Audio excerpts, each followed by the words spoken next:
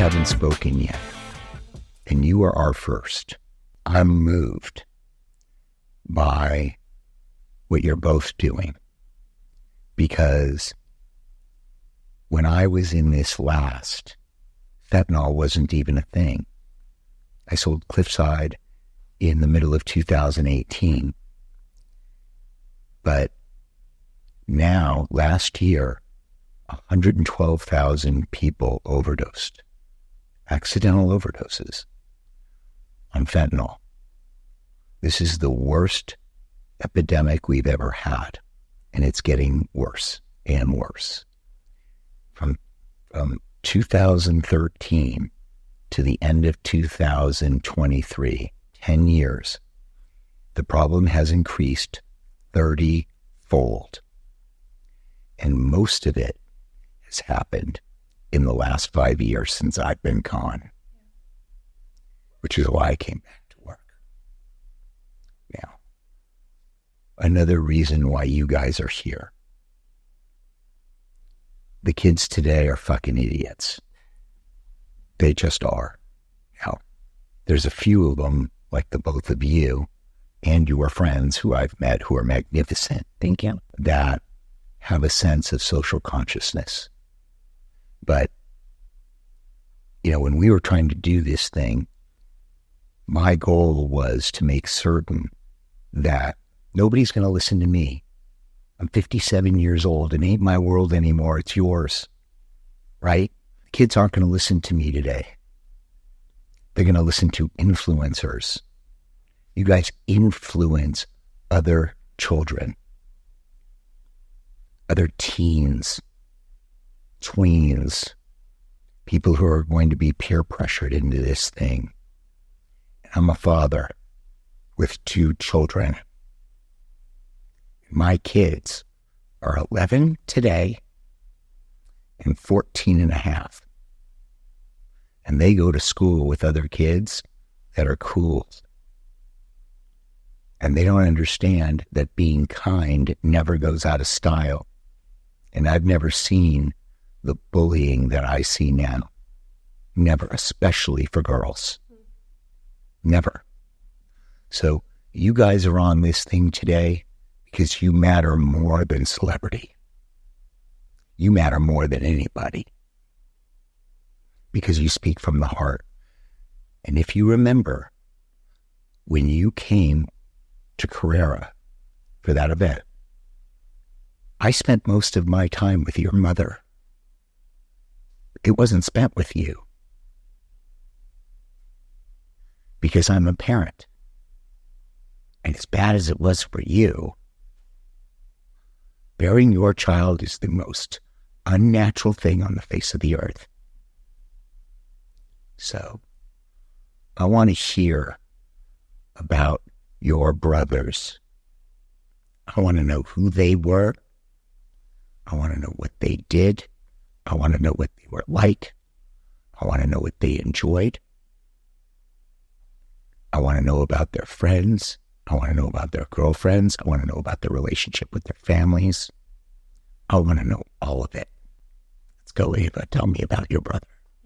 I mean, first of all, thank you for having me. I really appreciate us having this conversation because I think it's really important, and I'm really grateful that Parker's here as well. And, you know, we've both chosen to do something good with what we've gone through, which has been something that's absolutely terrible. And like you said, so many people at this point have now gone through. My brother's name was Devon. He was my best friend. He was 5 years older than me. So he was 23 when he passed, and that was about 3.5 years ago, which literally blows my mind because I cannot believe it's been 3.5 years since I've seen my brother. He was 6'4" and handsome, and all my friends were obsessed with him, and ripped and extremely active. I mean, growing up, he played every single sport that he could. He danced. He was hilarious. He would always, I feel like his mission in life was just to make anyone laugh. And he would always make me laugh, you know, even if I grew up, I was a very serious child. I was like really into dance and really into my things. And he would always just kind of bring me out of that and take the seriousness out of life a little bit, which I think was such a special gift. Yeah, but he struggled a little bit in school when he was about 14, and he was diagnosed with ADHD. And his doctor put him on Adderall, and that was the first pill, the first thing that he had ever had before. He was very against drugs. He was against it all. And I remember years later him telling my mom that was the point where he was like, oh, like I can feel like this, like I can quiet my mind in this way. And I remember he wasn't on it for very long because my mom saw him just like sitting in the grass, just staring. And my brother was that kid that was just never still. You know, he was constantly doing things. So it had the opposite effect on him. It is supposed to make you concentrate, you know, but it was like to the nth degree. It just took his personality away, which I feel like was a sign of, I guess, how drugs would affect him in the future. He had a very sensitive system, you know. They didn't put him on a lower dose. No, they didn't. My mom was like, you know what, let's take, like, I do not want you taking this. Like, we're going to figure this out. I don't want you to be a completely different person. So she took him off of it, and he was off of it for a while. But then, you know, like you said, I think it's difficult because I think there has always been that temptation when you were younger, you know, to do drugs. I know, like, you know, the 60s, 70s were crazy with drugs, but fentanyl wasn't around. And I think that's the biggest point that we need to make is, you know, kids are inherently irresponsible. Our brains are not developed. We are going to make stupid decisions. We are going to be influenced by our friends. We are going to be influenced by people who we think are cooler than us. That is just going to happen. But the reason that I think it's so important to talk about this is because we just need awareness. We need to know that this is not what it used to be, that it is 100 times more dangerous than it has ever been. I mean, now I was just talking to the DEA, and now it's 7 out of 10 pills contain fentanyl. And that is an absurd 70% of things that you're getting off the street could kill you. That is an insane statistic, you know? So I think I kind of went somewhere else. But anyways, my brother, you know, he was influenced. You go wherever. He was influenced to, you know, do drugs and started self-medicating. And, you know, when he was around 16, 17, it was something that was, you know, really hard, that my family struggled with how to deal with that. And you know, he was acting different, and we could tell he was struggling, and he got a little bit better, and then he moved to Florida, which is the pill farm, as they call it, which is a really, you know, terrible place to be with drugs. And, you know, he struggled there as well. Or was he Delray? No, he was in he was like near Orlando, like in the outskirts. I don't know exactly. But yeah, it was hard, but it's wild because my brother was such a strong-minded person. What did he move to Florida for? He for a job. We had a family friend who offered him. He was in sales. He was a wonderful salesman because he was just so charismatic and personable, and he could literally talk to anyone. Like, we would be sitting in a restaurant, and he'd look at someone and be like, oh, I'm going to go talk to that guy. Like, he looks interesting. I need to find out what he does and what his life story is. He was just so curious and just constantly wanted to learn more. I think that's why sales was so big for him, and he constantly was selling something new because he just wanted to know everything about everything. It was just so interested. But yeah, so he moved down to Florida and you know, was struggling there. He was always trying to find his footing, and then he finally moved to California, and my mom and I were here, and he got clean, and he put the work in because... What was he using? He was using Xanax was his big thing. But I mean, I think he had used a lot of other things. I don't know exactly because he wouldn't really tell me. He wasn't boasting about the things he was using. We never did. No. Yeah. But Xanax was a struggle, and he actually got clean. And then he was doing a sales job where they provided Xanax and cocaine. And I don't... Wait. What job provides cocaine? I mean, a pharmaceutical company provides Xanax. No, I mean, the entire Wall Street, they're providing people with cocaine to keep them to do what they want to do. I mean, I think it would be shocking for us to hear how many industries have been... I mean, ballerinas, for the longest time, I'm a dancer. I grew up as a dancer, you know, have used cocaine to be able to perform at the extent that they need to, you know, not that they need it, but... And it keeps you thin. And it keeps you thin, right. So I think it's not a new, you know, thing. I think just the fact that, you know, fentanyl is the new element that is changing the game. But so that was a crazy thing, that his work now was influencing him. And not to say that he wasn't at fault, but that was a difficult situation. But after that, he got a new job and finally got clean. Like, he was clean for a good 1.5 2 years. The best I had ever seen him. It was over COVID. Like, he was staying in our house. We were going on hikes. He was working out 2 days a week, or two times a day. And he was just great. Like, I'm honestly so grateful for COVID for that reason, because we were just on top of each other, but it was the greatest time of my life, probably. But yeah, he had big aspirations. It runs in the family. And I think... What did he want to do? What were his dreams? What did he want to do? His dreams? From when he was younger, he always wanted to invent his own thing and have his own company. So whatever that meant, I mean, he was constantly inventing restaurants and tools and things and making prototypes and getting patents. And I remember we lived on a lake. He made a floating phone case for his phone. Then he sold to everyone so that their phone wouldn't sink. And he just had always just such great ideas. I won't say some of them because honestly, I'm like, maybe I'll make those myself. They're too good.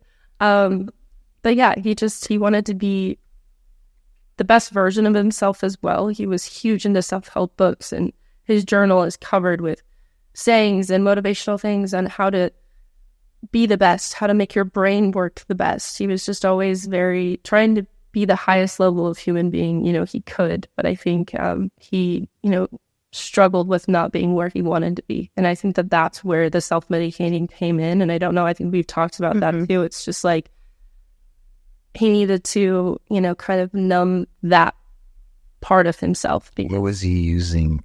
First of all, how did he start using again after you guys were in a pod, right? Yeah. Were in your own pod. Yeah, so it was the first time that he had ordered something in 2 years. And he was having a really hard time sleeping. So he ordered some Percocet, and he got it off of a dealer on Instagram that he had used before, but hadn't used in a while. And the pill killed him, but it was 8 milligrams of fentanyl. First time? First time back of using since he was clean. What year was this? This was 2021.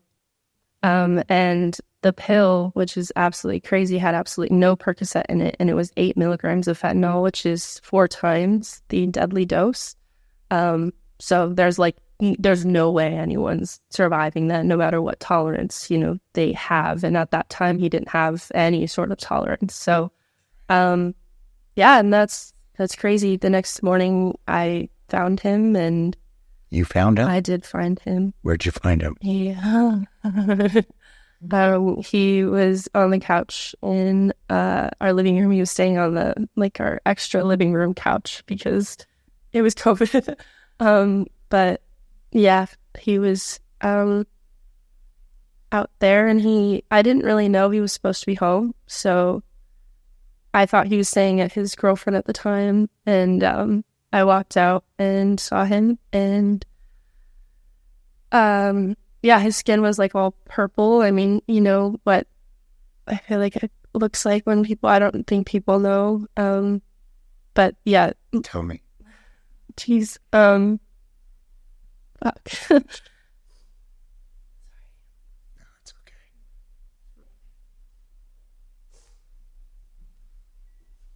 This is the way it has to be. Because people have to know. Yeah, so I found him on the couch. Yeah, his body was purple. And he must have been sitting when he was taking the pill. So he was slumped over, and I went around to go grab him and lift him up. And, I kind of knew then, but then I yelled for my mom, and my mom came out, and we called 911 and tried to give him CPR.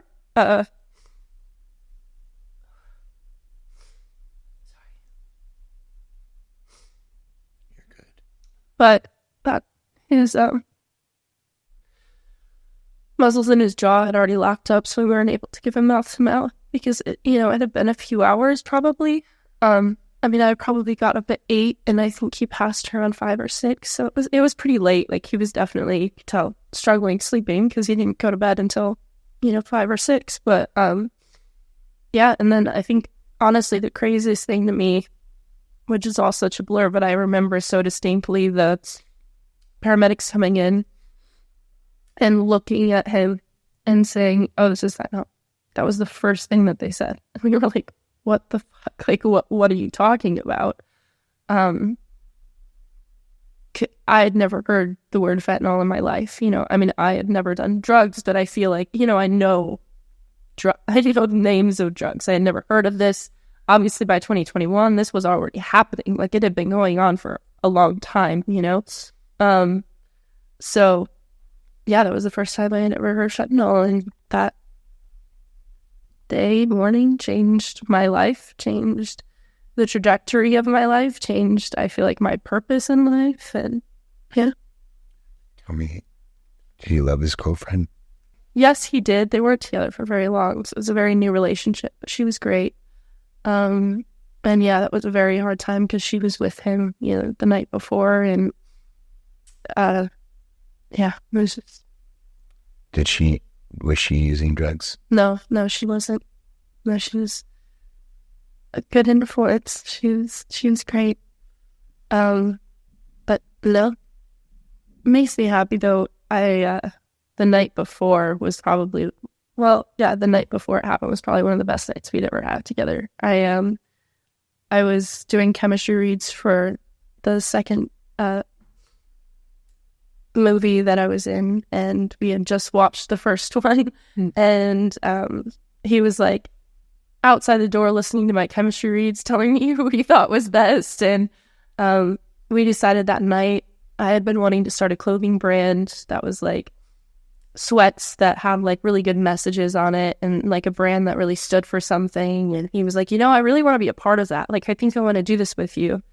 And we were like brainstorming stuff, and my mom came back from a date because she was hinge dating at the time, and she was like, "Oh, that was a terrible date. But he got me flowers, but he was just a weirdo." And so we were talking about that, and we were like brainstorming ideas and names for this brand, and she had like a Trader Joe's paper bag, and she was writing them all on, and we decided what name, and it was called Identified, because we just really loved what that meant of so many people are searching for their identity constantly, especially in a world where now there's so many boxes you can be placed in, and really we shouldn't be placed in any of those because we're human and we're all different, and we should just identify ourselves as us. And that was all Devon. That was his idea. That was his thing. And I think the last thing that we said to each other, he was like, "We're gonna look fucking sick in our clothes, like in our own clothes." And so it's very cool. And my mom and I actually started Identified. So Identified is a clothing brand that's 2 years old, and trying to carry on his legacy through that. But that is a cool name. Thanks. Identified.com. Yeah, Identified Clo. That's cool. Yeah, so that's a nice thing. But I feel like I'm so blessed that we had that last night, and then he went to the beach with his girlfriend, which the beach was his favorite place. So I feel like as much as it shouldn't have been his last night, I'm very grateful that that's what it was. I'm sorry for all of it. Please make her talk. Oh yeah, we're gonna make her talk too. Great. Parker, talk to me. Tell me about your brother. Well, what's funny is that when Ava and I first met, we had coffee at Community Goods, and if you're in LA or on TikTok, Community Goods is like the cafe to be where like Justin Bieber goes, blah blah blah. So we first met there, and we talked about our brothers, and it's kind of crazy how we do have like some similarities. So like her brother was 5 years older, my brother was 5 years younger. My brother was 19 when he passed, and I was 24 in June 2022. So same kind of thing.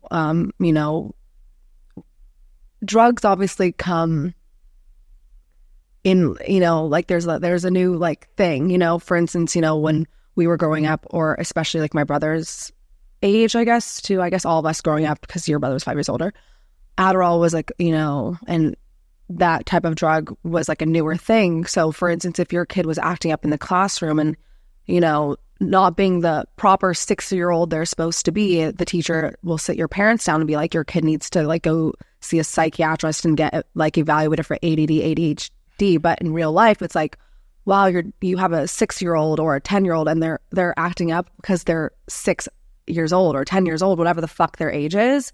It's like, come on. Like, they're just being a kid. It's also what you guys are describing to me is 4% of the population. So your brothers were entrepreneurial. Mm-hmm. So ADHD for them was a gift. Yeah. But also it's like, I know of so many people that have been prescribed by doctors Adderall, Xanax, or whatever, because these kind of doctors, majority of the time, are yes doctors, because they don't take insurance. You're paying like $350 for 15 minutes to get prescribed a pill. So at the end of the day, these doctors, in my opinion, aren't really doing the actual necessary steps and evaluating properly. So they're just like, hey, here's a pill, come back in 6 weeks and come get your new script. They get an hour. They get an hour in 4 years of medical school. They get 1 hour on addiction medicine. 1 hour. They know less than nothing. So, I don't know what age. I think it was like, probably around 10 years old when my brother was first, maybe not 10, that sounds like crazy, but maybe probably like 12, I would say, like when he first was prescribed Adderall, because when a parent when you're sending your kid to a good school and the teacher's like, to your parent, like, you need to get your kid on like Adderall, they need to go see a doctor, they're acting up. As a parent, you're like, you don't know much about what the effects are. You're listening to people you're supposed to like rely on. But at the end of the day, these teachers just don't want to deal with their kid. They want to teach, easy, sit back kids. But like my brother and we're just very like, we do what we listen and obey, but we're definitely like our like characters. He was very funny. I think I'm funny, but like, so we've always, like, my mom told me yesterday, like, about me, that like I purposely like failed an interview in school and I was the only kid in the class that didn't get into the next school because I wanted to be with my friends at a different school. So like we were always like very like, I don't know, we were smart. But anyway, so that's how he got started on drugs. He, was prescribed Adderall, same thing, all of a sudden was super hyper focused and not eating. It, like, a side effect of those kind of drugs is you don't eat. So that eventually led into an eating disorder too. And it just literally, I feel like, suppressed his natural growth, because you're just taking something that's like, it's not really meant for him. I don't think he was like ADD or ADHD. When I look at other kids that I know or people that I know that actually have ADD, ADHD, I'm like, that wasn't my brother. He was just being a kid. The teacher was just being a lazy wench. The teacher probably gives her kid NyQuil to fall asleep. Probably. That kind of laziness, right? For sure. But then it ended up, like, he was never a big drinker ever. But eventually, it led into Xanax, which your brother was also like, that was his like drug of choice. That was my brother's drug of choice. And I feel like because like Adderall is like pretty much prescription cocaine, like no one wants to feel like that. So they're like, they, result to downers. So my brother's things were like downers, like Xanax. Well, he was still on the Adderall? My mom like got him off that stuff, but he never really liked that. So I don't think so. The other way. Went the other way. So his heart was like couldn't, this. Yeah, literally couldn't, heart, palpitations, couldn't sleep at night. Also makes you unable to sleep, unable to eat. There's like nothing good about this drug, whatever. It's speed if you're not like her brother. If you're not, that's why I asked if it had the opposite effect. Yeah. For your brother, it clearly wasn't the right way to go because it was speed. It doesn't feel like speed if you have the ADHD, but for if sure. you don't, it's like being on meth. 100%. So yeah, that's kind of like how we got into that. And then, by 16, my parents sent him to Wilderness. And there's a lot of... That's a rehab. That's a rehab for kids under 18. So, when if like people don't know, when you turn 18 and you go to like a rehab, you can check yourself out because you're a legal adult. But under 18, you have to stick to the program that you're like not, or you can be required or sent to because you're not a legal adult. So he was sent when he was 16 and to Utah. Don't know the name, but Provo, Utah. Provo. I have no idea. But my brother actually liked the wilderness aspect of it. He liked being out in the woods. He liked doing all that stuff. Like, yes, he was taken away by like men in the middle of the night and was begging not to go. And a lot of people, that's like the thing that like Paris Hilton and everyone has like stigma around. They're like, it like traumatized them, which I'm sure like it is a traumatizing thing. But for some reason, my brother really liked the experience. He wasn't a gentle intervention. He was snatched in the middle. He was snatched in the middle of the night. But he like, I don't know about that part, but he like loved the wilderness aspect. And then, but he didn't, it eventually led into a boarding school, which he didn't like. But yeah, like, we tried that. Then soon after he became a legal adult. And then, there was kind of nothing we could do about it besides the times that he wanted to go to a detox center and get clean and stuff like that. So I would say in 20... So I just want to touch on that, okay? Mm-hmm. So he had the awareness that he wanted to get well. Yes, he did. So he got better. So he started dating this like lovely girl, Sabrina. And then in COVID 2020, I still had my apartment in LA, and my family is like from Laguna Beach. So we were just like an hour-ish down like the 405. So I would be back and forth between then. And then my brother, I was like, why don't you move in with me? So he came and moved in with me, which I'm so grateful for that time because, it obviously was like leading to him eventually not being here. But I'm grateful for the time that we got to spend together. He moved in with me for like a year, and it was a great year. We had like a lot of fun. I mean, obviously boys are like super messy, and he was like 18 at the time, So I'm like, mom, but I'd be like, pick up, do your laundry, like pick up the trash, take out the trash. But it was good. It was fun. And yeah, like he got clean, I think around then to like 2021. He was clean for like a year and a half, just like your brother. Started dating a really good girl. He just wanted to get better, go to detox center, continue going to that center to therapy sessions. He was really putting in the work. And then, I guess, when you're a kid and you look at all your friends who are like drinking and like smoking weed, he's like, he thinks like he was like missing out on like life in a way. And like, I can understand that to a degree, getting sober young is a really hard thing to do. I could only imagine. So, eventually he started dabbling with weed again. And then, that just started leading to more and more and more. And so, towards the end, so he died June 9th, 2022. I would say I saw him like sober, like the last time sober, in mid-April. Right after that, it was just like a downfall. Like he broke up with his girlfriend. What was he on? Any downers, no uppers. Any painkillers? Painkillers, yes. So painkillers and benzos? Yes. Like anything like that. Just all the downers he was depressed? I would say he was definitely like depressed. Yeah, he was just struggling. So that's why they call them painkillers. It actually works better on emotional pain than physical pain. I'm sure. So if you're depressed and you take a painkiller, you're hooked. Yeah. Because it gives you that. Like you can breathe again. You can breathe again. You're not depressed, right?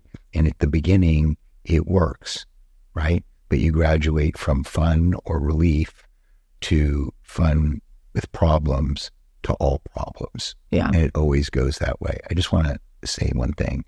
Neither one of your brothers shot dope, did they?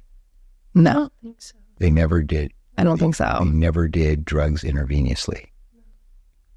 So this can happen to anyone. You don't need to be an intravenous drug user. No, I mean, I know people who unfortunately like had ADHD and 14-year-olds who tried it for the first time and it had fentanyl in it. So it's like, this is not only, I feel like that's such a misconception with Did they die? Yeah.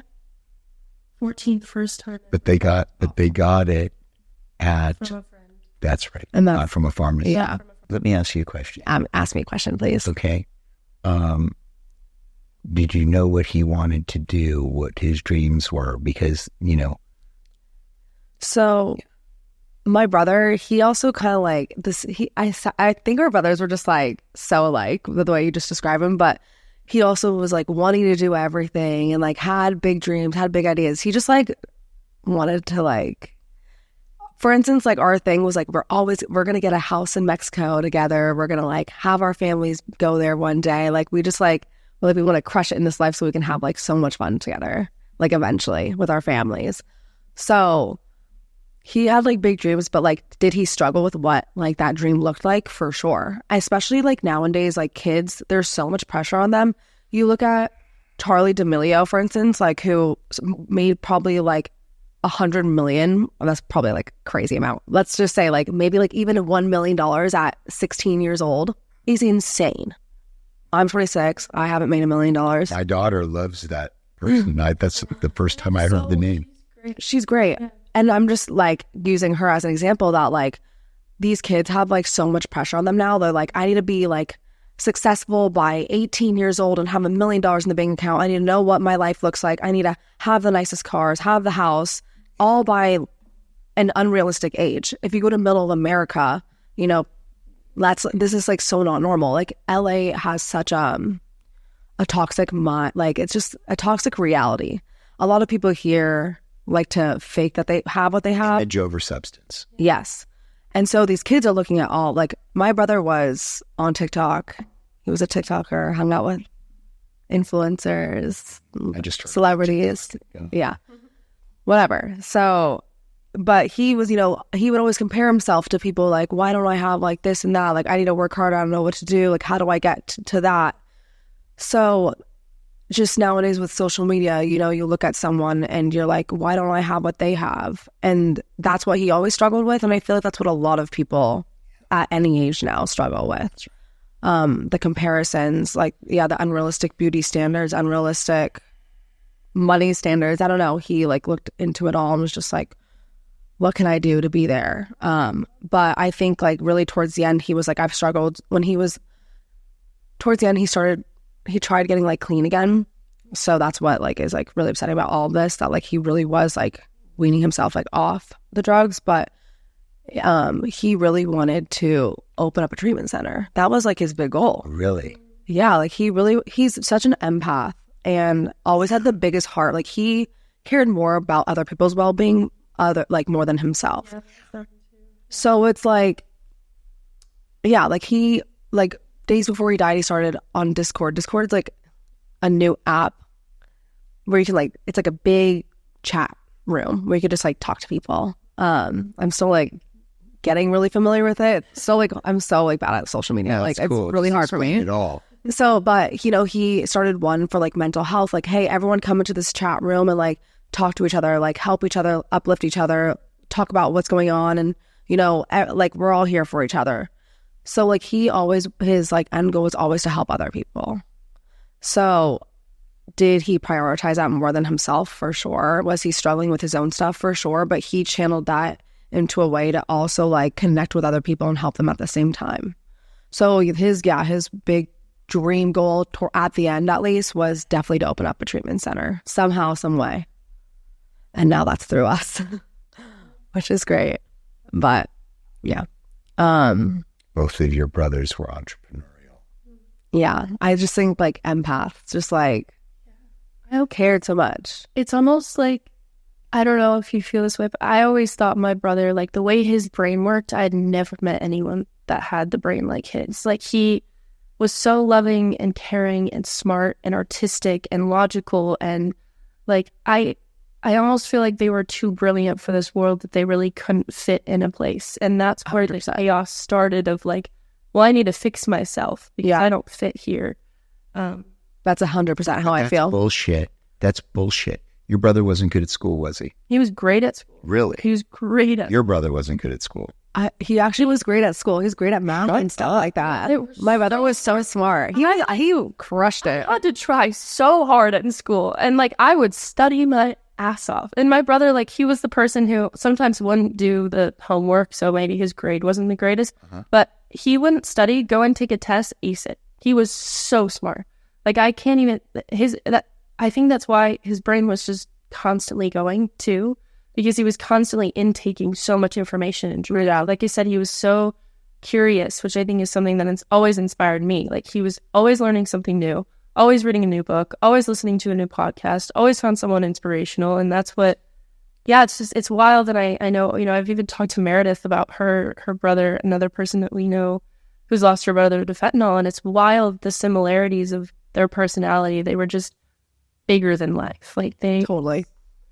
I so agree with that. And like, I feel like, just like too sensitive to take on everything at the same time. But I completely agree. It's very interesting. I love the fact that they're so empathetic, right, to the exclusion of themselves, right? And that's common for empaths, right? It's do as I say, not as I do. And then they have this pain, right? Because they want to fix the world. And I think the guilt, too, of knowing what they're putting us through, like, For sure. it is a very difficult place to be a family member of a user. Like, I don't think we talk about that enough either. And, like, being a parent of a user, like, my mom was the most loving, caring mom. She did everything she possibly could for him. Not to say there's different things that you could do now that we've understood the illness more, but I can't imagine, because my brother's aware. He knew what he was putting us through.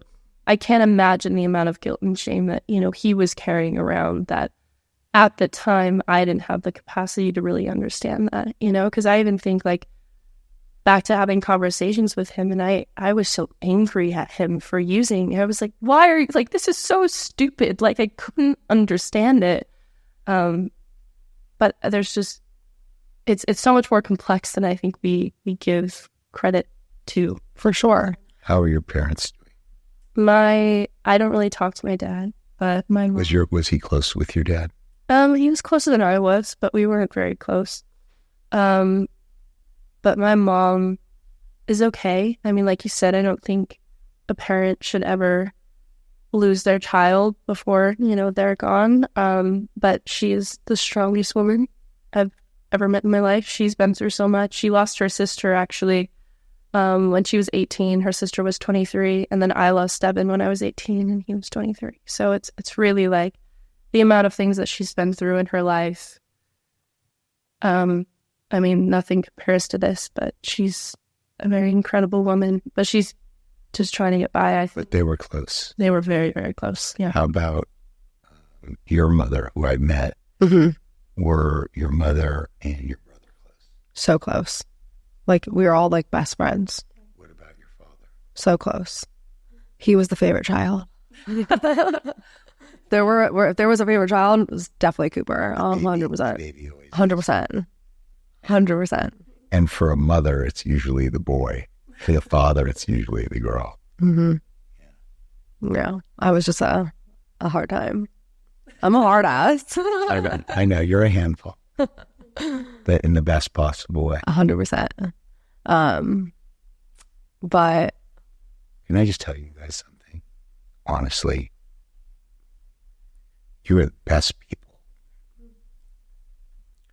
People have been asking me for money to do this. Got a gazillion followers. They've got a gazillion followers, Richie. We got to have them. It'll make a difference. And I said, fuck them. No way. Only good souls need apply. Right? Because otherwise it's horseshit. You guys are going to save so many lives. And you've already done it. Because people listen to you. And you matter. You guys are going straight to heaven. hope so. Thank you, Phil. it's not easy. I'm just grateful that, we both have a platform to be able to use it for this, for sure. And I think a lot of, I don't know, I think it's the best thing that you could do is, turn something that you've been through. I feel like it is the only way to give it purpose. I don't know how you feel, but what happened to him doesn't make sense. And he was poisoned, and that doesn't make sense. And I believe that he was also such an incredible person that didn't deserve that. But yeah. I want to ask you guys a question, and it's a policy question. This is our home. This is where we live. How do you feel about the government allowing the influx of what happens is the Chinese send in, it comes from China, and it goes into Mexico, the chemicals to make fentanyl. And then what they do is in Mexico, they put the shit in a goddamn vat, right? And they wear a hazmat suit because they know, right? And then with a big wooden stick, they stir this stuff, which is why your brother got 80%, which is why your brother had no Percocet, right, in his pill. Mm-hmm. And because you're stirring it, and one pill is going to have very little and the other pill is going to kill you, right? So how do you feel about people who are supposed to be taking care of us not doing their job and letting these drugs into our country? I mean, I think the sad part about the United States is that we are a money-making country. We don't care who dies. We just want money. But this isn't But this isn't big pharma. Our government, they're not doing shit about anything. I feel like it's a difficult thing. I've been able to meet with the DEA and sit down with them and talk to them in DC, and it's just really crazy because I never thought about how powerful the cartels truly are, and how powerful it's a whole other government, it's a whole other working system. And I feel where our government is lacking, I mean, we have confiscated so many pills from the border. I do think, there are ways that we could get even more. 100%. I think we can work harder, and I hope that people are doing that. But I think where our government has failed us is awareness. I think we made other illnesses like COVID and other crises that have been happening in our world so much more important than this one. And that's where I question, why isn't this important? Why don't we share this? Don't question it. Why is that? Why is it? I personally, it's hard. I don't have all the answers, but I personally think it's because of the stigma that surrounds drug users. Exactly correct. That is so, I mean, this is the number one cause of death of people between 18 and 45. At this point, I think it is our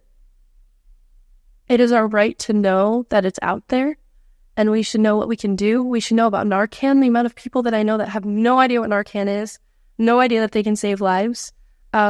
It's the fact that our president doesn't find it important to speak out about it and have education in schools and all of this, the fact that we have to start our own nonprofits and put all of our life's work into this terrible thing that happened to us just to try to save people's lives and do the things that the government or the news or they could do in 2 seconds and get so much information out there. So I think that's where I feel like we're failed, is there's just it feels like no one cares. Isn't it crazy that a president who is the most powerful man on the face of the earth, that has a pulpit where the whole globe listens, and he can't talk about this epidemic in a way that is empathetic and impassioned, often, not once, often. Isn't that insane? I think it also discredits what's happening. I think there's so much misinformation out there because this is just coming from people trying to get the information out there. It's just like, if it was coming from that source, people would understand. I feel people would understand the weight, the severity of the situation, So yeah, I mean, I hope to me, I feel like now it's too late. Like now we've already lost so many people. Yeah. So many. Yeah, but it's growing exponentially. Yeah. Remember what we talked about at the beginning, right? Yeah. It's grown 30-fold in the last 10 years. Yeah. Okay. But most of it has been in the last 5. Yeah. Okay. Like when I left treatment, this wasn't even a thing. This was not even a thing. Yeah. We were talking about OxyContin, right? And Purdue Pharma and that kind of stuff, right? We weren't talking about fentanyl. I mean, honestly, I didn't know shit about fentanyl. And some people think I'm like the guy who should know things, right? That I missed it. I thought it was bath salts. It was wrong. It blows my mind. And it's just like people still don't understand what's happening. Like the amount of people that I still have ask me like, oh, well, why did he take fentanyl? I'm like, oh my God. Like he didn't choose to. He was poisoned. So let me tell you what's happening now in California. So there's this man that I met, and I don't know his name because I never call him by his name. He's Alexandra's father. And that's how I refer to him. And he's trying to get a law passed called Alexandra's Law, right? Let me tell you what this is. All it is a goddamn traffic ticket. That's it. It's like a one-time get-out-of-jail-free card for dealers. And what they're asking for in Alexandra's Law is very simple. They get a dealer who's dealing fentanyl, and they give him a ticket. And they say, okay, this is your one-time get-out-of-jail-free card. Do it again, you're going to jail. That's all it is. And it can't be passed in California. I'm an independent. I don't have a horse in this race. Okay? And the reason they're saying that they don't want to pass that is because minorities are also not just dealing it, but also use it on a greater percentage basis, right, than Caucasians. That's what they're saying. Okay? And so before you guys got involved, we had a bunch of mothers come out. And a lot of them were mothers of color. And I talked to them about this. And I said, how do you feel about this? And on camera, one of these women said, what do I give a shit what color the dealer is? Okay? Who's going to protect our black and brown children? Who's going to protect them? Isn't that insane? And the reason this is happening is because they're conflating two issues. So you guys are too young to remember the crack epidemic in the late 80s and 90s when everybody was doing crack. And what happened was they were arresting people of color far more with crack. And crack cocaine, which is just cooked up powder, that's all it is. Okay? And powdered cocaine that you can snort were treated differently, right? And so, which was wrong. And what they said and what they're doing now is they're conflating the issue.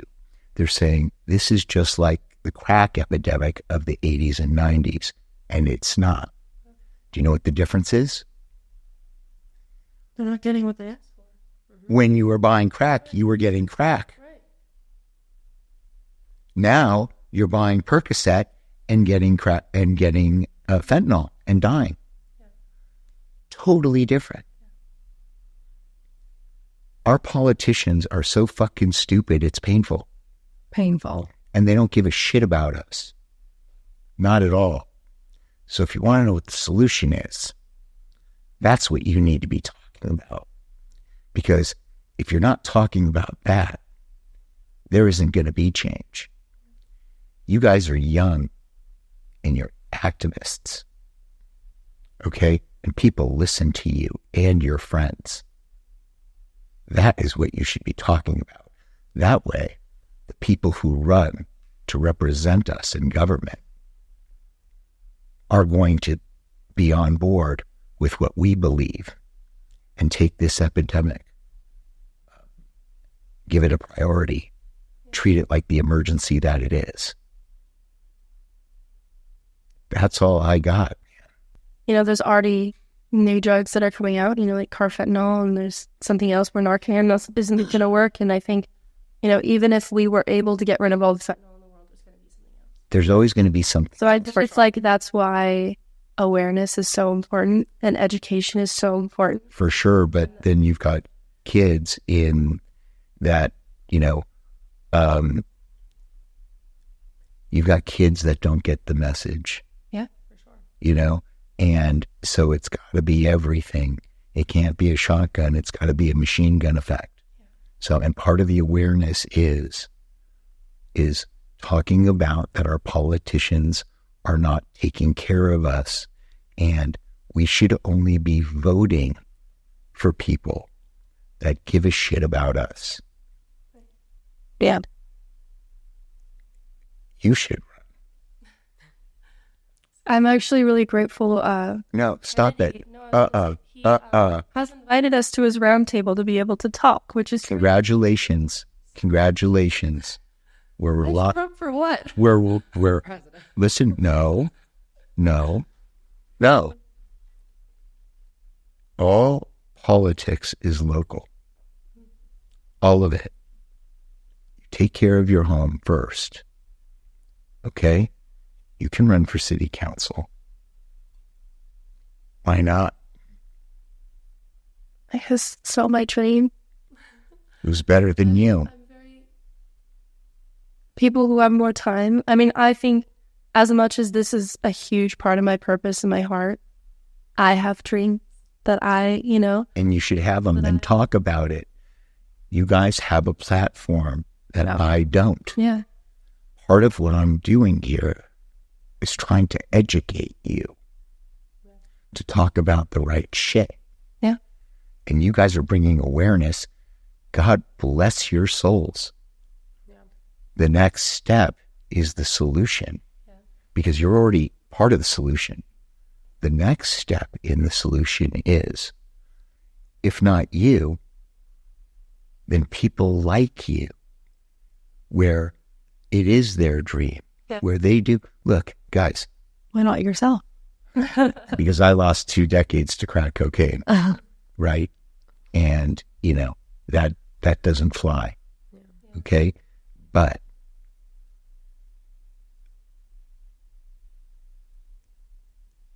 there's nothing to get here. There's only to give. We have to leave this place better than we found it. The end. You know what's super concerning too is that one of my assistants, she's 24, and she told me that she's never tried a drug in her life, and people look at her weird for that. Oh, yeah. People judge her for not trying a drug. No, that's a No. And that's horseshit. That's horseshit. Okay, she's just with the wrong crowd. Okay. Well, yes, but isn't that sad that someone who is she's so pure and such a good... No, it's not. It's a life lesson. Okay, anything toxic in your life, you get rid of. I think it's just also we've been so trained as a society. I mean, I think we watch all these shows and we watch all these movies, and teenagers are supposed to drink and teenagers are supposed to do drugs, and we watch Euphoria, and that influences the way we should party, and we watch. And so I think, yes, 100%, I think it's all about who you surround yourself with. But I do think that we have, as a society, created a normal that is, you do use drugs and you do drink. And so when you're abnormal, people look at you as such. And sorry. No, have you seen Euphoria? Yeah. It glamorizes partying, drugs, alcohol, sex. But that's always going to happen. But sex sells, and of course, no. But well, in a way where nowadays, maybe when I was in high school, everyone was doing that stuff. But now it's these younger kids. My dad had to go to a court hearing for a 15-year-old who died from fentanyl, from weed. and from smoking weed with fentanyl that was laced. That's happening now. So yes, it is. And so no matter what, like, you know, it's influencing a younger generation that doesn't need to be influenced for this stuff, because nowadays, like I mentioned before, like it is a matter of like when you're gonna die. Trying drugs nowadays, it's not worth the risk, and people aren't being, you know, our government isn't giving enough awareness. The most I've seen is a fucking bus flyer next to the bus stop. And you know why it's at the bus stop? Because like how you said, like, you know, how it's targeted toward people like a lower income bracket, like, oh, like they're the ones that are like doing it. I've never seen a billboard, you know, you see the billboard like coming down to Santa Monica about how many people die from cigarette smoke smoking cigarettes a year. Yeah, it's like, what? Yeah. It's like, what about fentanyl? It's so much. Well, there's no big exposure on it. It's killing everybody. It's killing people in the inner city. And you know what's crazy, actually?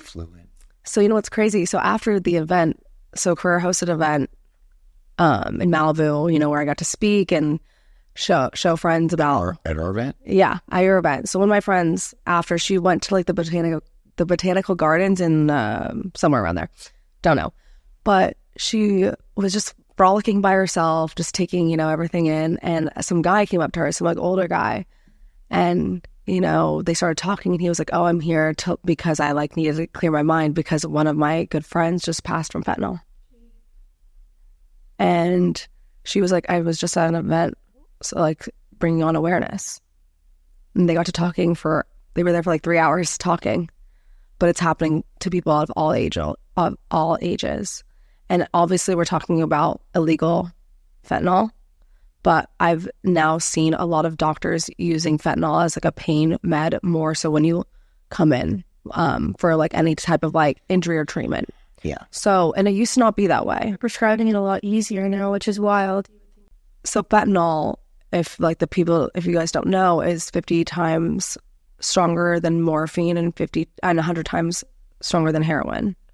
So I like doctors know. Table. Huh? I like that you know the table. Yes. So my cousin recently got into a car crash. Like, this is like a month ago. And the doctor, without like giving her any information, gave her fentanyl for getting in a car crash. She only bruised a rib, by the way, which is like, that hurts, but that's not like, suck it up. Bruised a rib, nothing crazy. Gave her fentanyl. And she screamed at them because she was like, my little cousin just died recently of fentanyl. So how dare you guys give me this without permission? I just think the world is lacking so much empathy in so many different ways right now, whether that's the doctor actually taking a second to look at this person as a human being and seeing what the drugs are actually going to do. Or that's the president understanding what's happening to families, or that's other people not judging people for using drugs and actually understanding the cause of it. It's just like, it all comes down to just sitting back, being quiet, listening, and just having a little bit of empathy for people. You know? For sure. Why you guys don't understand that? Why? Because your brothers had empathy, and they had an intellectual curiosity.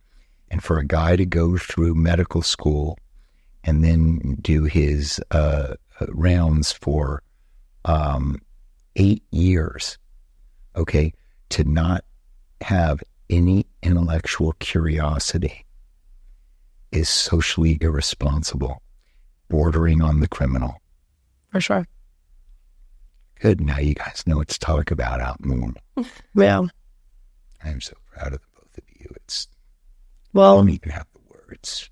Well, this whole experience has been interesting for my family and I. You know, we had to go to court yesterday. It was our third time being in the courtroom with the person who gave my brother the pill that killed him.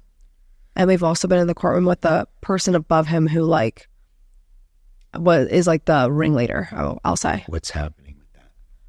I don't know if I'm like allowed to talk about like the in-depth detail. Why not? It's a criminal case. It's a matter of public record. Oh, well, I don't know. Well, I'm telling you. But it's made, well, the good to know, because I'm like looking at these lawyers and these people and these judges, you know, and I'm just like, wow, maybe I'll do a freaking 180 like Kim Kardashian, like study law and become a lawyer, which will take years. The stoicism in the court and the lack of empathy.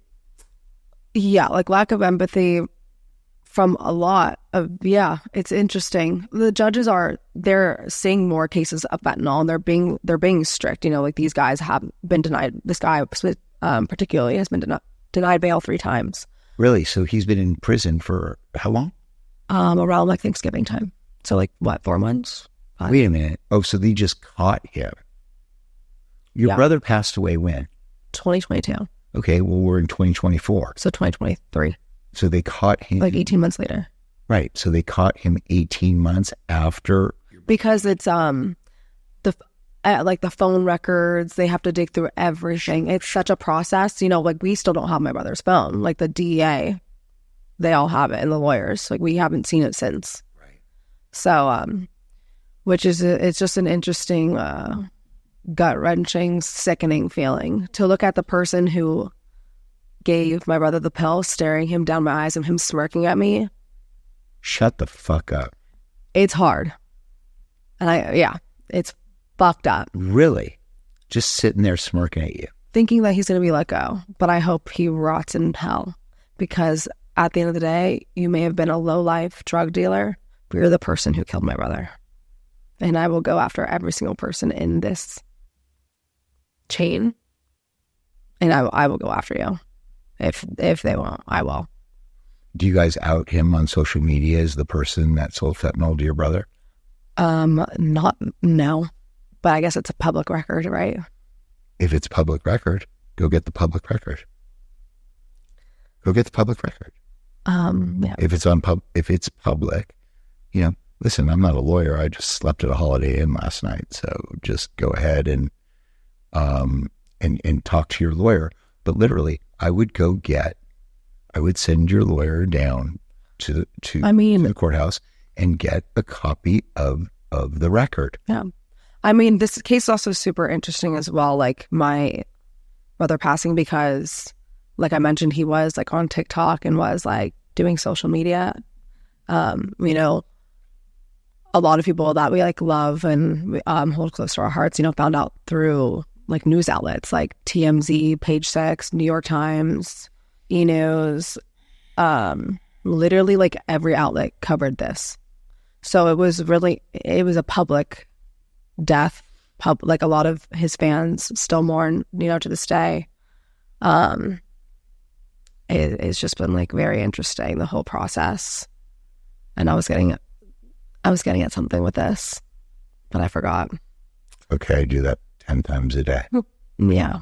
Okay, 10 times an hour. But yeah, I don't know. It's kind of inspired me, like maybe like just go after people like the guys that we have to look at in court and crush them. I don't know. Talk. Maybe that's my calling. I don't know. You know, listen, I'm just trying to think of all solutions, right? And about awareness. I'm not trying to be vindictive, okay, or harm anybody. But if there is a public record of it, okay, you should ask your lawyer. It seems like for social media to post that. Oh, sorry. That's what I was getting at. They actually like did cover that too. Like, oh, like the person like has been arrested. They did. I don't know if they disclose names, but you know, it's out there. Find out. I will find out. It's hard for me to like look at articles like that. Oh, I'm sure. So I like try to avoid. I see like my brother's fans make edits all the time. It's hard for me to look at. Like I'm kind of closed off with my emotions. Got to work on that one. No, you don't. But it's a lot. Like this being like very public has been like Are you so seeing different. a therapist? I was. Why'd you stop? Oh, I don't know. I went to Fashion Week and like I did like New York, Milan. No, yeah. Anyways, and I fell off. You know, like I just kind of like oops, like didn't go back. Are you with the therapist? Yeah, I need to go back. Often? I moved it to like once every 2 weeks now. That's okay. But it used to be once a week for how long? Since my brother. So, I mean, actually, since before, I was with the therapist before as well. But yeah, it's good. But yes, no, I get like I also, it hasn't been consistent. Don't. Yeah, no. No, It's no. hard. It's hard. But like, I do need to go back because I do. It's such a weird thing. Like, it's almost, we're approaching 2 years in 2 months, which is fucking crazy. It's just, time has, flown by, but I've noticed myself getting for sure angrier You guys as time has something. passed. You guys have to understand something. Okay, this is very simple. Look at me. If your stressors are here, okay, your support has to be here. Okay? Because if your support isn't above, then your stressors are here.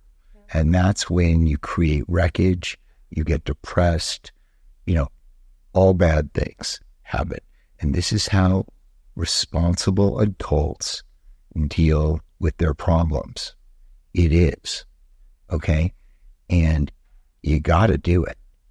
It is the ultimate luxury to have that type of support. So don't think differently. There's nothing better. I saw my therapist 3 times a day.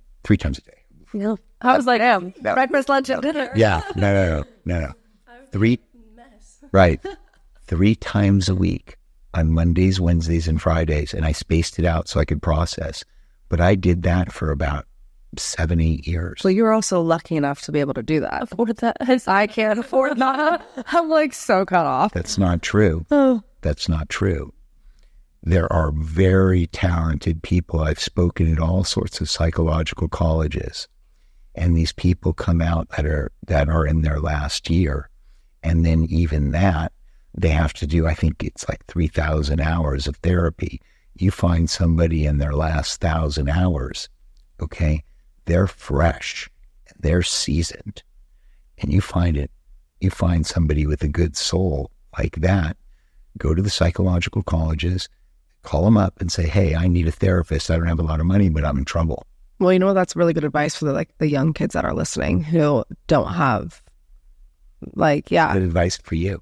Well, yeah. I mean, but it's bad. Yeah. It's got to be regular, guys. Yeah. I know. I was going to say,